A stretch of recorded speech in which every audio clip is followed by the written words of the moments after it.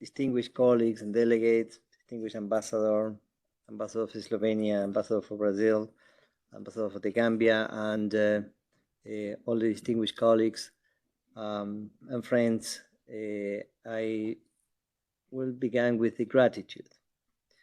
Gratitude to, first of all, the organizers who have made this gathering possible today. Gratitude for the invitation extended to Argentina to sit among such a distinguished panel. Gratitude to every one of you here today, country representatives, organizations, experts, older persons themselves, and gratitude to all whose courage, energy, and enthusiasm have carried us this far. I also would like to express my gratitude to the members of the core group, the group of friends, and obviously all those countries who sponsor the resolution. And also want to gratitude to, from Argentina's side, I'd like to express my appreciation for the team that is working at the Ministry of Foreign Affairs, the General Direction of Human Rights. And also, let me mention with deep appreciation the dedication of Dr. Ursula Basset, former Director General of Human Rights Office at the Ministry of Foreign Affairs of Argentina, whose vision and persistence, energy, perseverance, and commitment have been made indispensable and essential in this journey.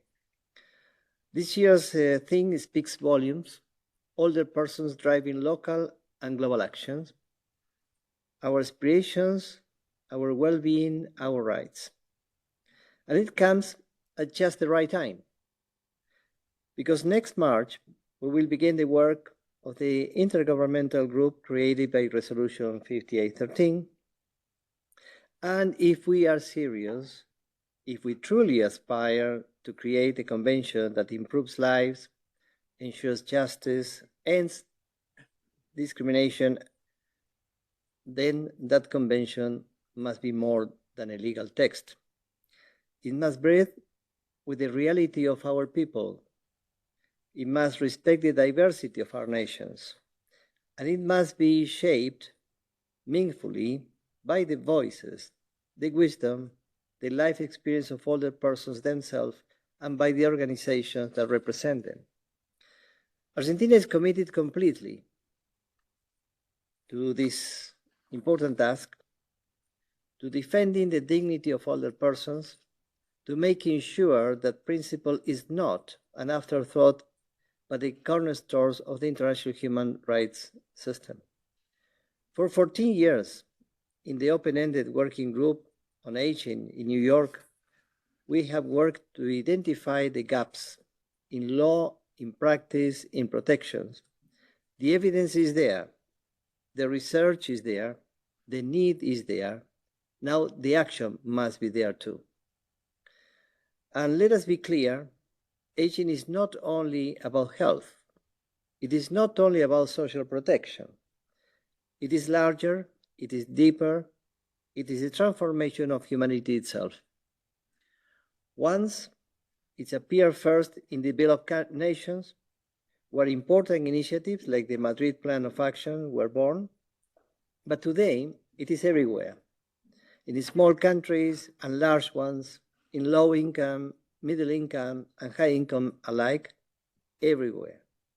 And because it is universal, the response must be universal. A human rights convention, nothing else will do.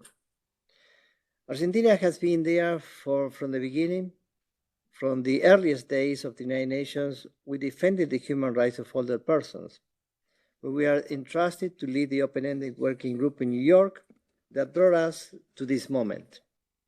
And we will continue to work with every state, every organization, every voice to ensure that the convention becomes reality, not one day, not eventually, but soon.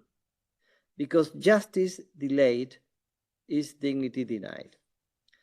So yes, we thank all the countries, all the organizations, the NGOs, Committee on Aging, whose persistence led just months ago to the overwhelming adoption of the resolution 5813. And that resolution created the Intergovernmental Working Group that now carries a solemn duty to negotiate a legally binding instrument for the promotion and protection of the rights of the older persons. But let us not forget, it is not only about resolutions, not only about negotiations, it is about people, human beings, mothers and fathers, teachers and neighbors, men and women whose one stood where we now stand, who built what we now enjoy. And yet, too often, we forget them. We live in a world moving at dizzying speed, a world where the economy dictates our choices, a world where we rush forward, obsessed with the present moment. And in that rush, we forget. We forget that once older persons were honored. They were the keepers of memory, the teachers of wisdom, the steady hands that held families and communities together. Now, too often, they are left behind. Too often, we remember their worth only when it is too late. We cannot allow that. We must now act, because to forget them, it is to forget ourselves. To deny their dignity is to diminish our own.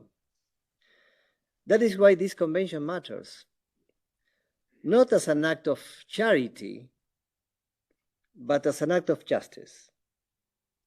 Not as a gift, but as a guarantee. Not to grant dignity, for dignity is already theirs, but to recognize it in law and in life.